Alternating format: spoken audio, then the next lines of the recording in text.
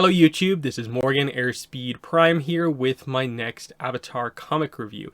This is going to be my non-spoiler review for Azula in the Spirit Temple. So thanks to Dark Horse for giving me the early review copy of this book. In case you're wondering, like, oh, does that mean I'm going to do a spoiler review?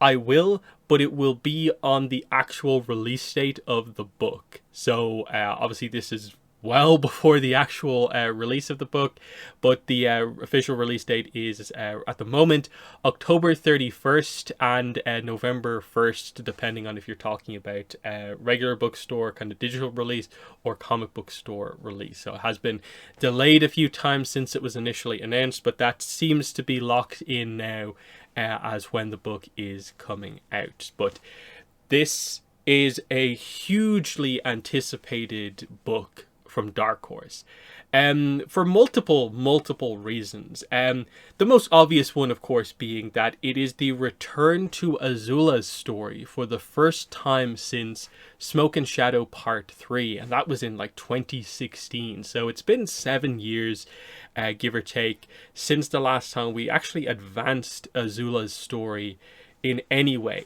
Yes, the Legends RPG touched on kind of material that happens after Smoke and Shadow, but it was very much just kind of confirming that yes, what is implied to be happening at the end of Smoke and Shadow does in fact continue to happen with the Fire Warriors and Azula. You know, that's all we've really had to go off. This is finally some, progress with the character, and I'm very excited to discuss it. But like I said, there's anticipation on this for other reasons, and the other one would just be that I would say that Dark Horse's Avatar comic output has been a little bit kind of all over the place over the last couple of years, and obviously it seems like that is down to the formation of Avatar Studios, and it seems to have most heavily impacted Dark Horse of all of the publishers, where we know that like there was initially like a core comic, proper trilogy that seems to have been planned, on the verge of being announced. Avatar Studios gets announced, that seems to have kind of like fallen off into the wayside, and only now over the last couple of years with the one-shot stuff are we beginning to get back on track. But this is the first and really only notable Avatar comic release of the year, because the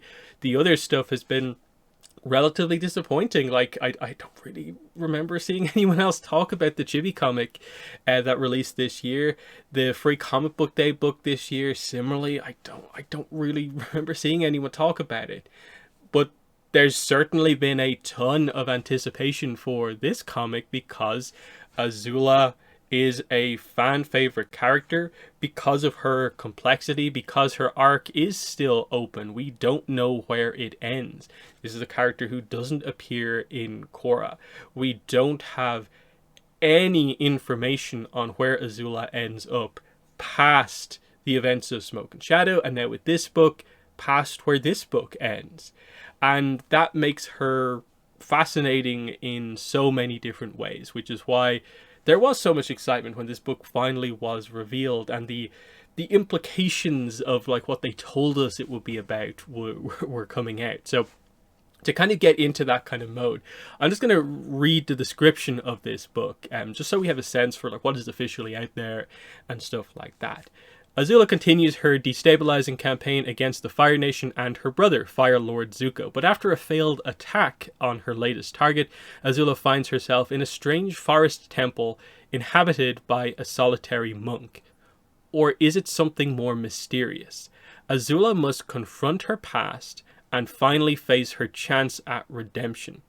So there is the book, the description for what it is about, and the word at the end there has, of course, sparked quite a lot of discussion about Azula. It's always been part of Azula's arc, especially since the last comic, and that is the idea of, will they redeem the character? What is the idea of her arc and stuff like that?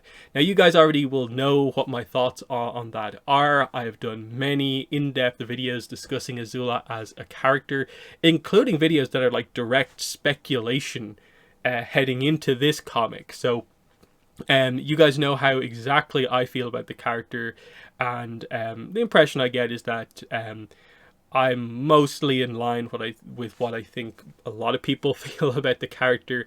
So hopefully that helps to kind of judge your reaction compared to my own reaction when it comes to the character of Azula.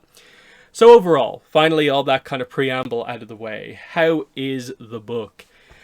I really liked it. My explaining my general kind of experience reading the book was like going through it. It was like, this is actually really good. Happy with that. Ooh, like the inclusion of that character. That scene was really good. Writing's very good.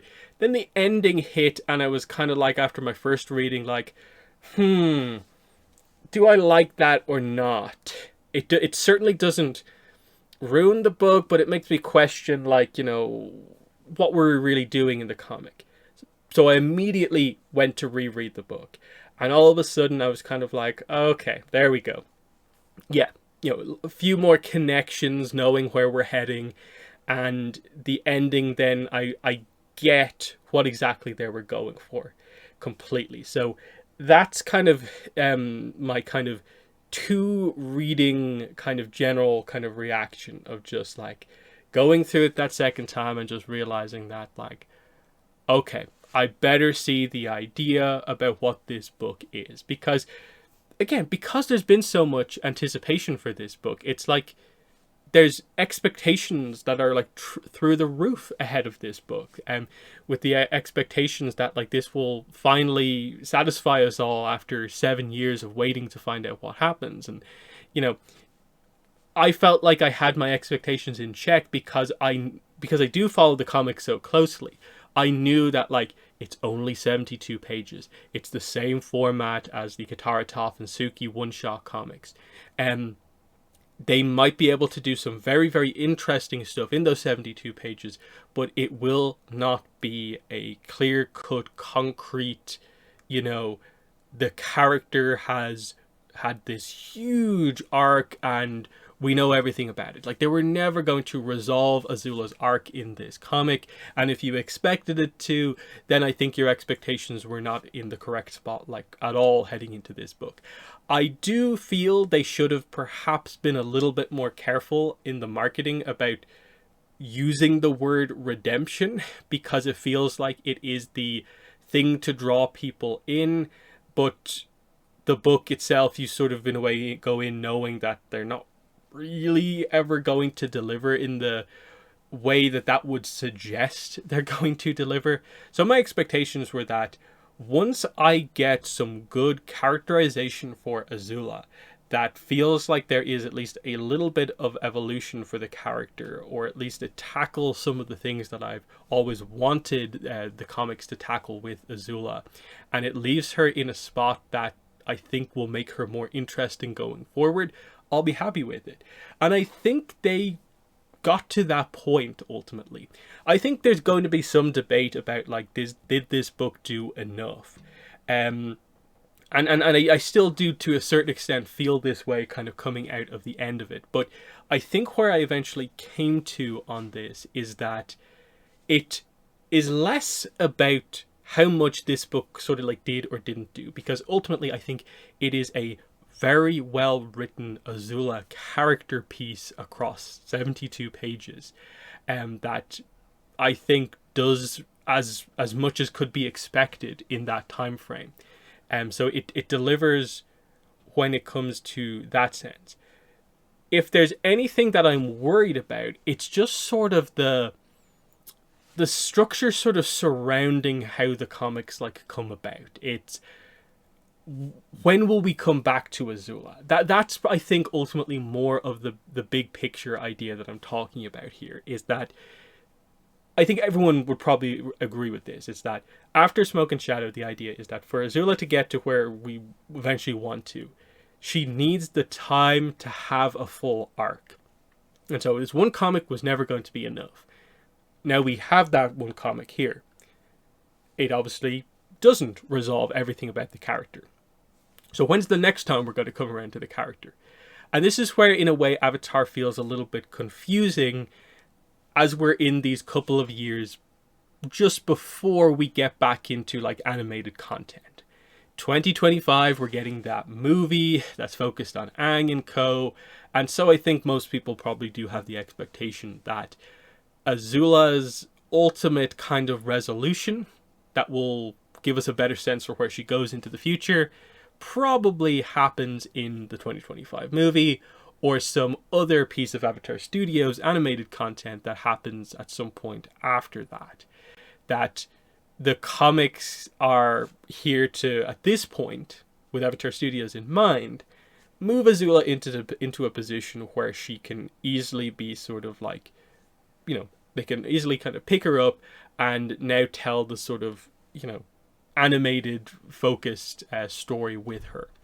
That I think is in general like what probably most people would expect, because given that we have all this stuff on the horizon, it is almost the point of why would you quote unquote waste such a major character arc by telling it in a comic when that could be told in a movie that we will see in the cinema, or that we will see in a animated series or mini-series or something like that. They're the kind of questions that are in play here.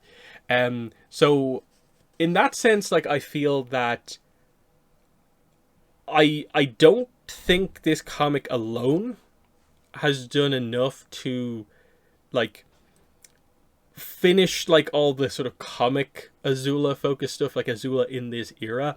I do feel it needs some sort of a follow-up story, and like it's possible that you could just pick this up in a movie later down the line and just do something from there, but I feel we probably do need to get a sense for where the character is heading now after what's happened, after what she experiences in this book. So that's the kind of idea here, is just that I think it's a general thing across all the comics, including arcs that aren't just Azula. Just what are the comics capable of doing these days? Because we stopped the trilogies with Imbalance, we stopped the Korra trilogies with Ruins of the Empire, we don't seem to be coming back to that, basically because of Avatar Studios. So what is the level of story that we are actually allowed to tell here? And I do think that this is much more in line with the quality of comics we had a couple of years ago, rather than like the more recent years comics.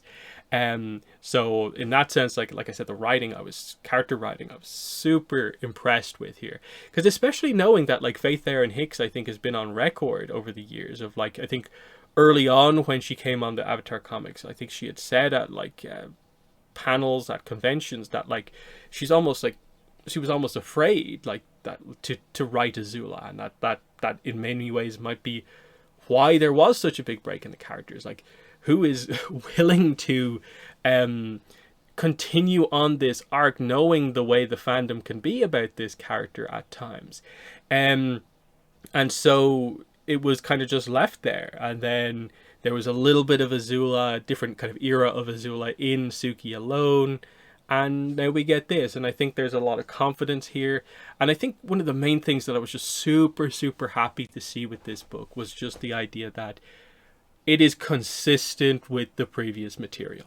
It is consistent with my own kind of reading, understanding of the character, and I was delighted to see that it wasn't that the writer, I felt like, had a very different view than I did about like what are the key points with Azula, who are the key characters to Azula. No, it was just like boom, boom, boom.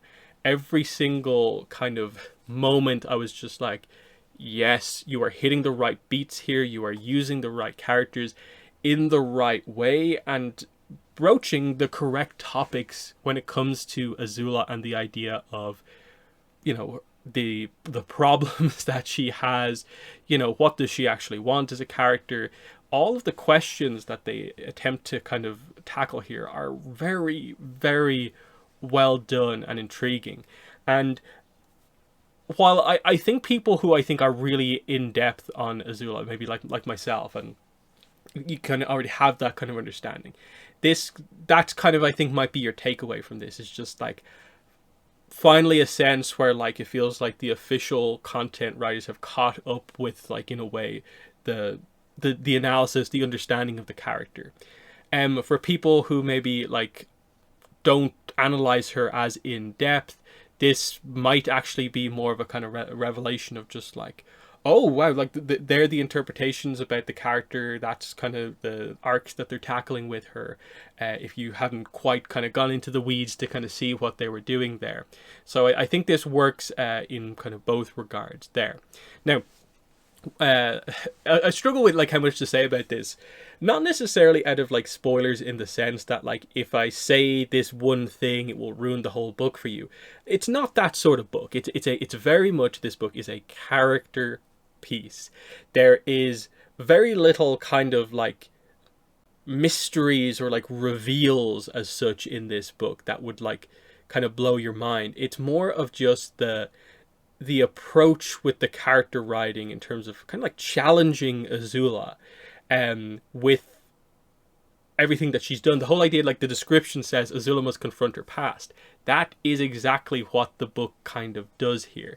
It's kind of, in a way, for the first time, truly, Azula being, you know, just like it all being laid in front of Azula. Are you okay with this? Are you okay with the fact that you have done this? That sort of thing. And that's all very, very strong. So yeah, what happens here from a plotting sense? So, we already have had 2 preview pages for quite a while. So, as is kind of expected, it's the idea that she is quote unquote like abandoned by the other fire warriors after the failed attack referenced in the description, and so she goes to find them. Kind of basically scold them effectively because she is their leader.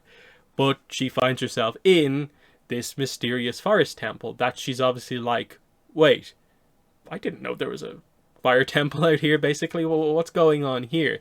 And things are very weird and odd because, you know, you'd think she would have a sense for where the fire temples are located. She's a royal. She probably would know this sort of stuff. Azula is an intelligent character after all. So she's just on her own. She ends up at this temple. There is the solitary monk inside, and immediately we get into the idea of just like, you know, have some peaceful rest here, Azula, and, you know, hopefully you'll come out of this in a kind of better way. And you're like, I kind of see what they're doing here.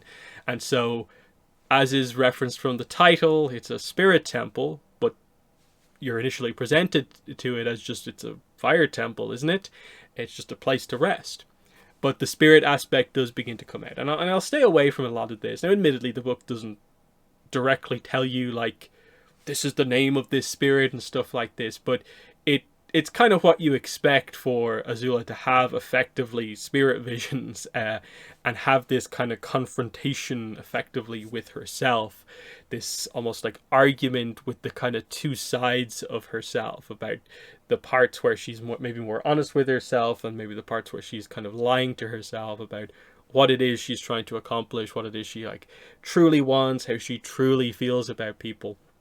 But straight away, like, it just gets into like the idea that this book is this spirit vision quest almost for Azula, where she just basically talks to these projections, effectively, these visions of the important people in her life. And it is pretty much like everyone of importance here. So, like, you know, all of the key characters show up. So you, of course, get some Ursa in here. And I was very happy to see that we get Ty Lee and May both used, in my mind, like pretty much perfectly. And I think that's the thing as well.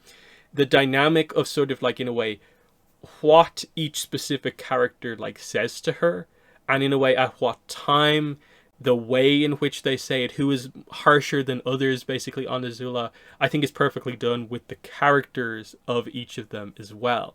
And there is a bit of a dynamic here of like, of course, the kind of spirit making this happen is chaotic in a way, of course, with the idea that at times it shows the characters telling Azula exactly what she wants. There are other times where the characters are just brutally honest with their true feelings to Azula, and it's just basically kind of challenging her with, wait, it doesn't seem like you necessarily want all characters to kind of just in a way grovel before you. Like, that's not the full extent of it. But you also don't want to hear the truth from them. You don't believe it. So it is asking the question, like, this whole way through, what is it you kind of like really truly want from these characters? And and that's where like it does become this, I think, really good exploration of Azula and her character, and it tackles a lot of the points that I think have been discussed in the fandom, but like they're brought up a lot more directly here, because it's literally the characters who we speculate about relationships with Azula talking about their relationship with Azula to Azula, but it's not them directly. It is this spirit sort of projection of them based on sort of how like Azula feels about them.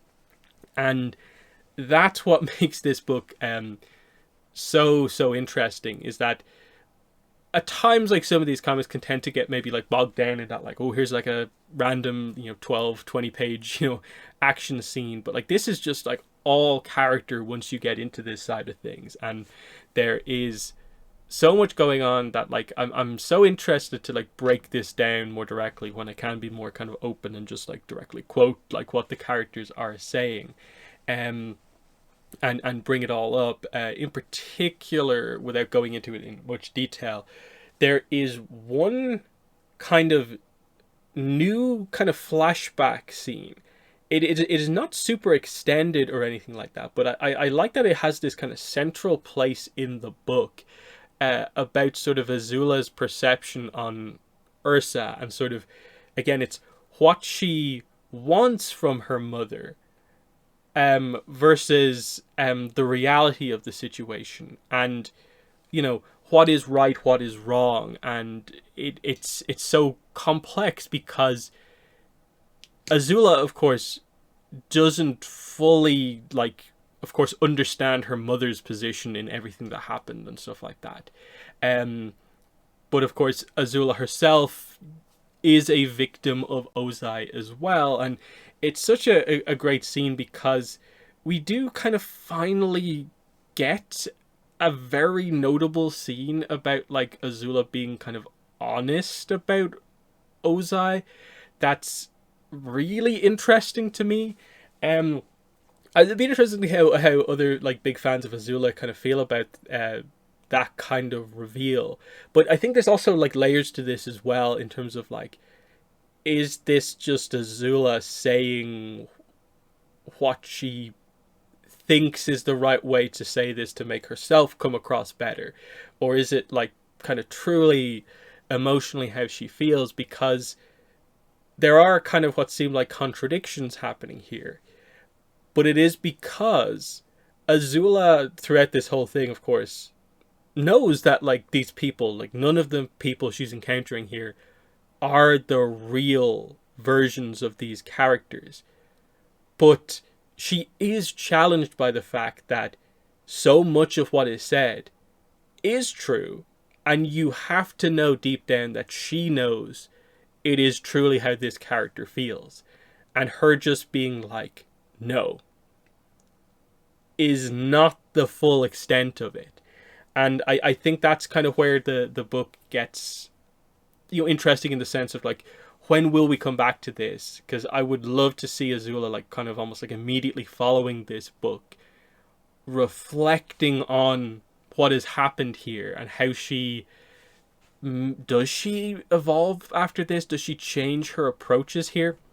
Because again, the way they bookmark this book in a way with the scenes that are not the spirit vision stuff, the scenes of her in the forest, kind of camping out with the fire warriors, and the kind of resolution to the kind of issue that kind of comes up there, is fascinating. Because it's like, in a way, the kind of final scene in the book is like, oh, even the way Azula handled that like final sequence is interesting and different. Like, you think it's almost like she has just like dismissed so many aspects of what we just explored here, but then you're like, I don't think typical Azula would handle that situation in that way and just not do this thing. And she has decided to do this in a very different way. And that's the nuance of this book, is that, like, I think if you just kind of skim through it, read it real quick, you might come out of it being like, did we really learn anything? Was there all that much? But in that sense, like, it is one of those books where I think there is actually a real depth to the writing here, which sometimes with some of these comics, especially recently, there kind of maybe hasn't been. That's what this one's all about, I think, because it maybe doesn't have the big, like, one single line tweet on Twitter would just like spoil the whole book for everyone. This doesn't really have that. It's more of a, like, there'll be a few more Azula essays out there in the aftermath of this book, because it's intriguing and adds to kind of the discussion quite a lot. So from a just pure writing quality standpoint, this book is getting like pretty much full marks from me. Any doubts or maybe slight points taken away from it, I think, just come from a sense of, I am not sure how much I fully trust sort of like a combination of Dark Horse and Avatar Studios to build upon this, just because we know how long it took them to build upon Smoke and Shadow Part 3. And it's sort of like, if they just ignore this for a couple of years, then maybe this book feels like, did you just do this one just to sort of like, make a popular comic just because you were using the popular character, but you never really had any big plans? But if they utilize this book effectively going forward, then I think it goes up, because it stands as a kind of landmark, notable stage in Azula's development as a character. And that's what I want to see here. It's like, I would like to see this book be used as an important, part of her arc going forward, and not just the random, most of the time forgotten one-shot comic that happened to be about Azula. No, treat this as being important, and that makes the book better, in my opinion, if you can do that. So that is the kind of main thing to say here. Again, I don't want to get too much into the weeds on this, because most people will not have the book for another 3.5 months. It's like it's so unfortunate, all the delays that have happened to this book, because if they didn't happen, the book would have been out in only like maybe 2 months or even less. So the fact that like we have to wait so long to properly get into the discussion on all of this is kind of important. But I think it's good to get some of this stuff out there kind of ahead of time, and just kind of know that like Azula fans, like, you'll get this, and it's not that you're going to be waiting the next kind of 3 months for some mega reveal about the character. Just look forward to the fact that there's a really strong 72-page kind of almost like character study exploration on Azula coming up. It's perhaps not going to maybe advance her character arc, her story, as much as maybe you wish it would, but it is a fine comic in what it does. And I mean fine in the like good way, not the like average way there when I say that. So I think I'm going to wrap it up there. I enjoyed Azula in the Spirit Temple, but like I said, it was one of those ones where like the second time through, connecting kind of some of the emotional kind of arcs together, I was just like, yes, I think I see what you're doing. But I do need to see what happens next with comics. Like, I even feel like, even if the next Avatar comic is about some other character, if it is a book that like is progressing that character, it will give me a little bit more confidence about like the significance of this book as well. Like for instance, like one of the other plot points that's still open in the comics is like Mei and Zuko's relationship. Like if they do like a Mei focused book next, and that maybe includes the reunion of Mei and Zuko as a couple, then I'm kind of like, okay, the comics now seem to have this role as sort of what feels like wrapping up some of the details of the comic plots. I think to put the characters into a position ahead of Avatar Studios projects and movies and shows and stuff like that. So that's kind of what I want to see, like stuff like you know, Sokka, if we ever come around to Sokka and address like him getting like another boomerang, or him finding the space sword, stuff like that, or does he get another sword? Kind of questions like that. I've also kind of talked about how stuff like, say, Aang and the other Sky Bison. When are we ever going to address that as like a plot point? If this comic sets into kind of place the idea that they now have a much better sense for what they're doing, then I think I will have more confidence in what is ultimately just a fear more with the organization scheduling of the comics than anything. So that's that. So yeah, that has been my thoughts, early thoughts on the book. If you have any questions, I will try to answer them as best as I can, of course, keeping in mind that I don't want to just spoil the whole book, and that's not the whole idea of me getting the review copy to do that. I'll try and answer what I can, but let me know your thoughts in the comments below. But that's been the video. Thanks for watching, and bye.